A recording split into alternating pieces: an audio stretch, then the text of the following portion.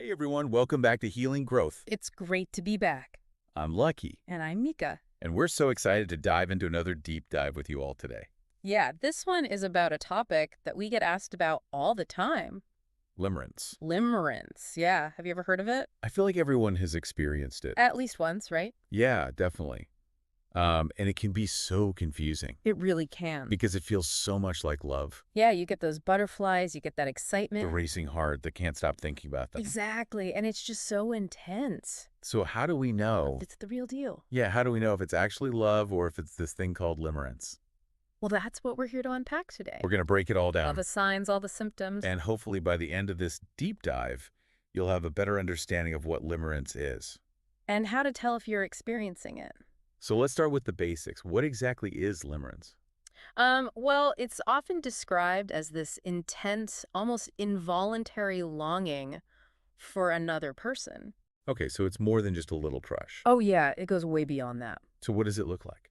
Well, you might find yourself constantly thinking about this person. Like obsessing over them? Yeah, you analyze every interaction, Every text message? every phone call, on social media. It's like they're living rent-free in your mind. Exactly, and your mood completely depends on them. Oh my gosh, yes. Yep. If they respond to your text, you're on cloud nine.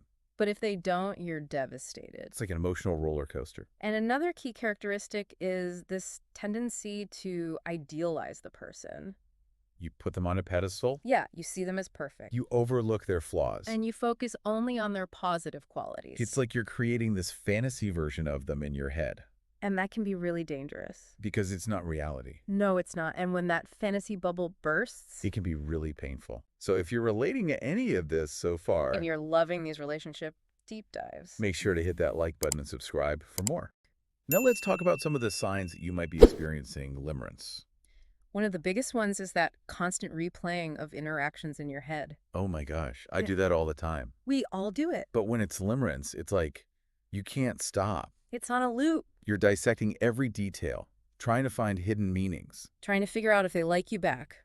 And then there's the mood swings. Your emotions are completely dictated by this other person. One minute you're euphoric, the next you're in despair. It's exhausting. And it can be really isolating too. Because you feel like no one else understands what you're going through. Another sign is that you tend to put this person on a pedestal. You see them as perfect. You ignore any red flags And you might even start neglecting your own needs and priorities. because you're so focused on them. And then there's the daydreaming. You fantasize about a future together. Even though you might barely know them. You create this elaborate love story in your head.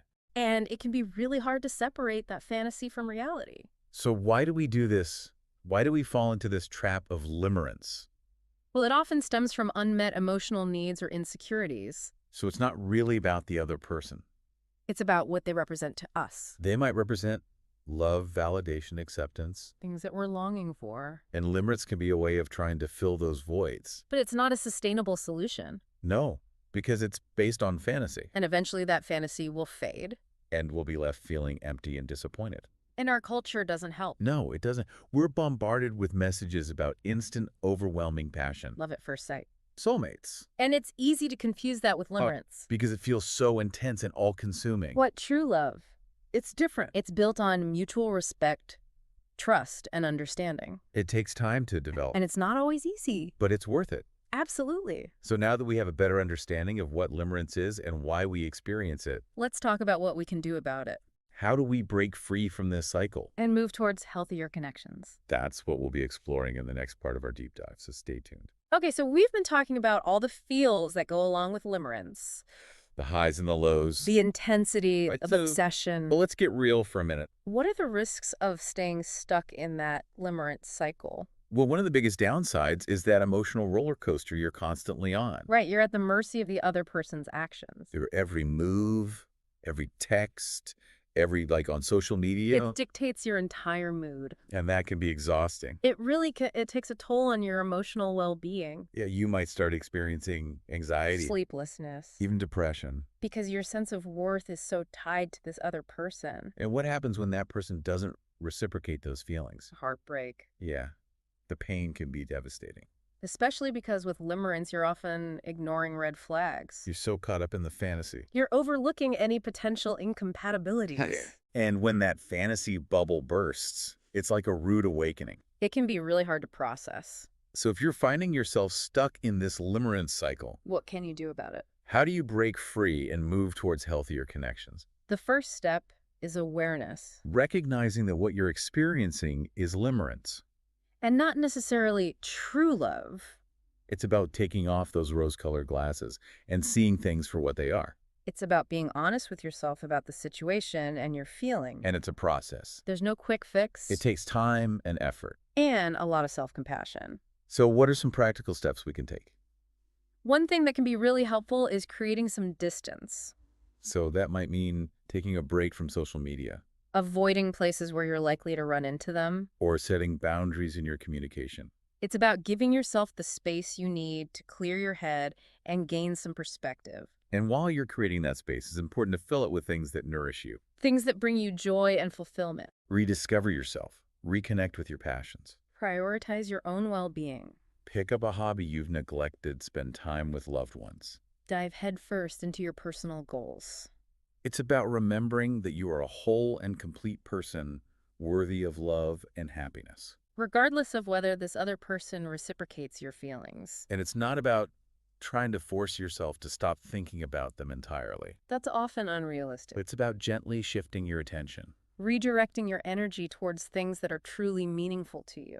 It's about taking your power back, reclaiming your life. And building a foundation of self-love and self-worth. And sometimes we need a little extra support along the way.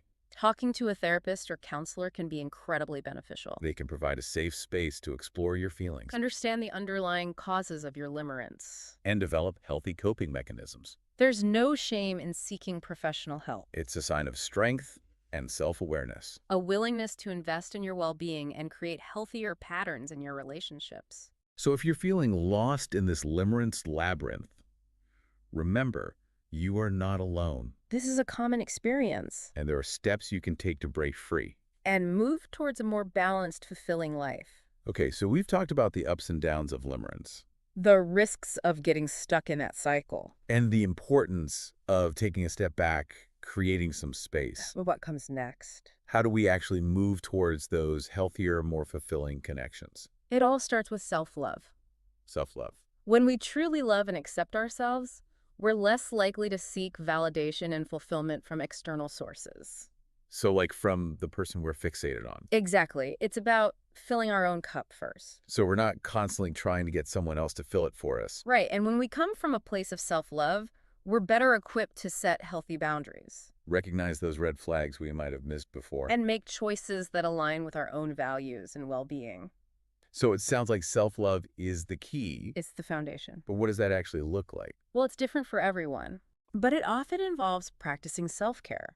Like what kind of self-care? Oh, exploring your passions, engaging in activities that bring you joy, Spending time in nature? journaling, meditating, Anything that helps you connect with yourself, and recognize your own worthiness, your unique qualities, your capacity for love and happiness. independent of anyone else. So it's not just about finding love from someone else. It's about cultivating that loving relationship with ourselves, first and foremost. And that radiates outward, influencing the connections we form. It creates a ripple effect. The more we love and accept ourselves, the more love and acceptance we attract into our lives. And the less likely we are to fall into those patterns of seeking external validation. And the more likely we are to build relationships grounded in mutual respect, trust, and genuine connection. Exactly. It's about shifting our focus from seeking love to becoming love. And as we navigate out of limerence, It's so important to remember that we don't have to go through this alone. we talked about the value of professional support. But sometimes the most powerful support comes from those closest to us. Our friends, our family. People who truly understand and care about us. They can offer a listening ear, a shoulder to cry on. A fresh perspective. Sometimes just having someone to talk to without judgment can make all the difference. It reminds us that we're not alone in this. And they can help us see things from a different angle, gain new insights, and feel more empowered to make positive changes. So if you're feeling lost in the whirlwind of limerence, reach out. Connect with someone you trust. Someone who can offer a listening ear and a compassionate heart.